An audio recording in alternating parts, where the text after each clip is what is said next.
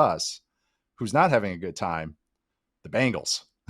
The Bengals are now officially listening to trade offers for perennial Pro Bowler Trey Hendrickson, guy who's been battling for 20 sacks the last couple of years. Teams were told that Cincinnati's asking price included a young defensive player and a 2026 first-round pick per Diana Rossini.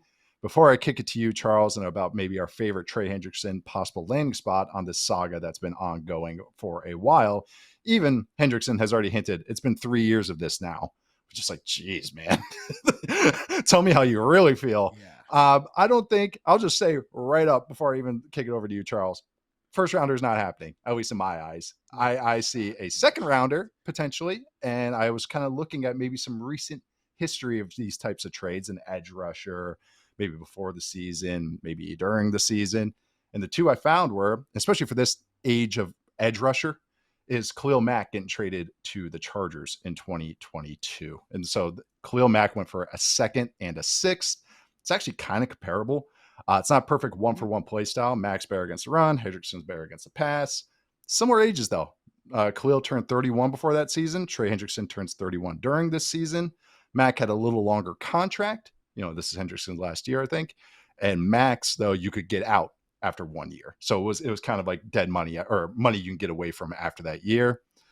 Kind of that's what I see him, Hendrickson, going for. The other one that I found was the Von Miller trade when he got traded to the Rams during their Super Bowl run.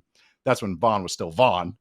And he went for a second and a third rounder at the trade deadline in the middle of the season. Second rounder is kind of what I'm picturing for Hendrickson. I was curious. I want to ask you what maybe you think that Hendrickson goes for, and who are some potential landing spots for him.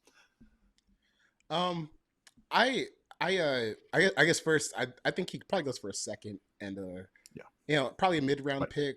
Anywhere from like 4th through 6th round makes sense. If you wanted a first-round pick, you probably should trade him like 7 months ago. 14 days before the season. yeah. When you're backed into a corner and everyone knows you're backed into a corner, that's when you think you're going to get a first-round pick and a young, good like defensive player on a rookie deal. Come on now, like this isn't Madden. You can't just cheese like other human users. These are real life brains. It's not going to work like that. So if you can get at this point, if you can get a second and change, you should probably just call it a day.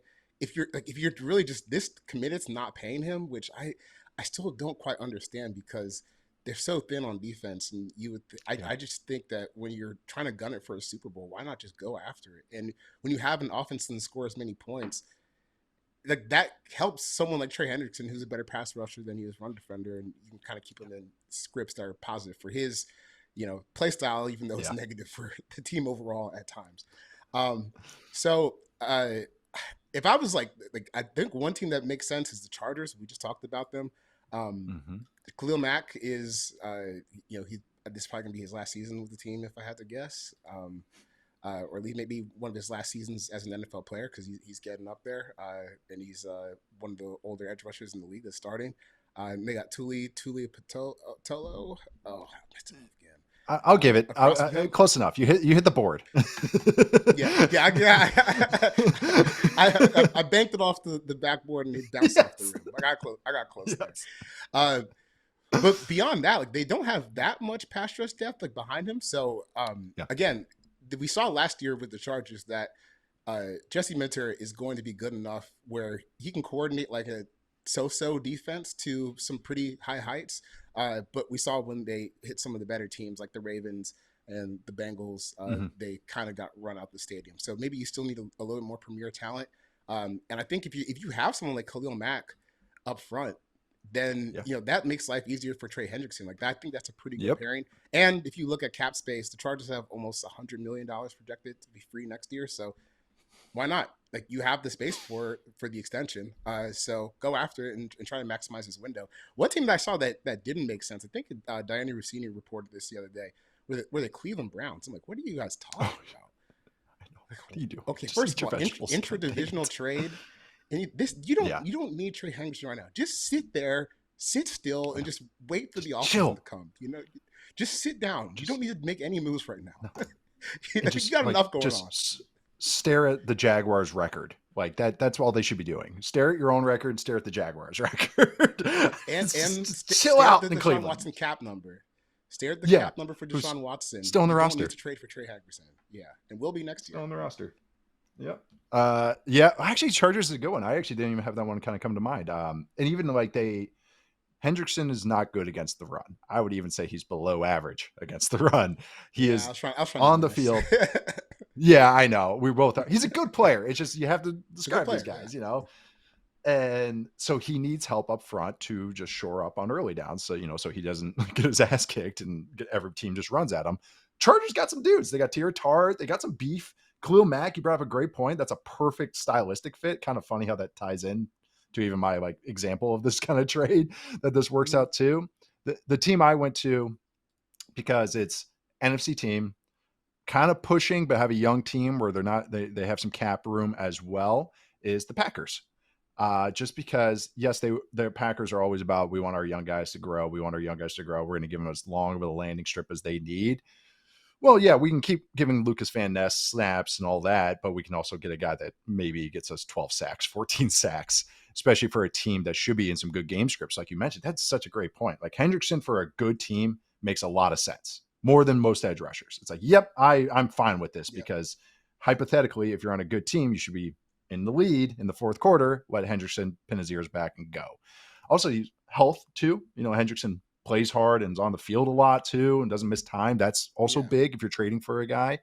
But yeah, so for the Packers, though, they have a willingness, it seems like, maybe a little more aggressive this year, maybe loosen those picks up if they feel like they are pushing.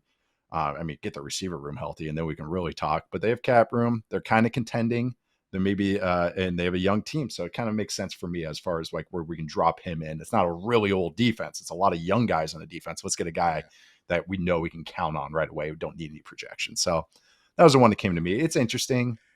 I don't know if anything happens, but it's just like Bengals just really have painted themselves in a bad spot here. Yeah, this whole thing has just been it's been kind of a mess. And, it's funny. I'll give this Bengals fan. I'll give a Bengals fan one thing one time right now. They checkmated me, or I think they did a nice little checkmate against us on Blue Sky earlier this summer when we dropped the top 10 defensive players list, because they're like, you guys are talking about paying Trey Hendrickson $30 million a year, and not one of you even mentioned considering him having as your top 10 defensive players in the league. No. But that's like what the pay would be. And I'm like, okay. I can kind of see where you're coming from. But in your situation, just look at the rest of the defense. For me, that's where I'm at. Yes. I just don't think they can afford to lose a guy like this, even with the flaws that he has. So pay him, and just go try and maximize whatever window you have. They have no other players. Like, yeah, I know. And it's like, yeah, you can say, our young guys can make a jump, but it's like, okay, but you're projecting like that's 11 guys that you're hoping someone, really it's like 9 guys that you're hoping someone takes a step. I was like, I always have some answer on your defense that you can set your clock to.